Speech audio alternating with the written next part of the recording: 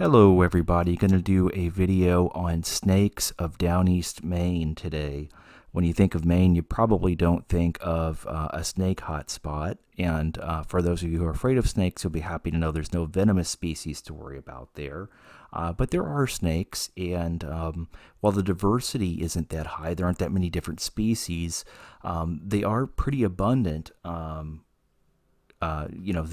numbers are there. There's just a lot of the same species instead of a whole bunch of different species with less individuals, maybe of each one. So the type of area where I personally would like to look for snakes in Maine is, somewhere that's kind of open and rocky. So it's getting sunlight, they're able to get warmth, but there's also rocks and things for them to hide under and take cover. That's where it's easiest for me to find them. I have had incidental encounters with snakes, mostly garter snakes in other parts of Maine, but this is where I've really concentrated my efforts to search for them.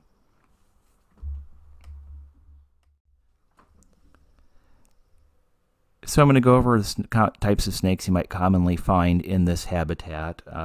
One of which is the ringneck snake, which is a pretty little snake, has a yellow ring around its neck, and it has a bright underside, usually the yellow color.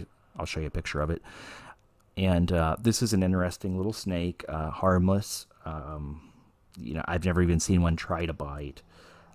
So it's a nice little snake. You generally don't see them out in the open too often. They're generally just hiding underneath of rocks, boards, tarps, things like that. Sharing that same habitat is the red-bellied snake, which is a interesting little snake. It's just kind of brownish on top, but underneath it is a pinkish red color.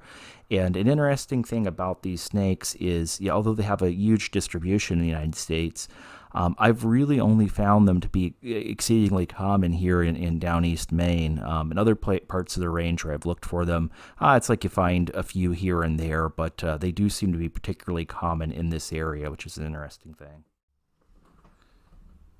And of course, the garter snakes are common throughout Maine. I think in this area they might actually be known as the maritime garter snake or something like that, as that subspecies. But yeah, you find them pretty common here, about as commoner or so as anywhere else that I've seen them. They occur in a wide variety of areas, particularly around water. Seems to be a good spot to look for them.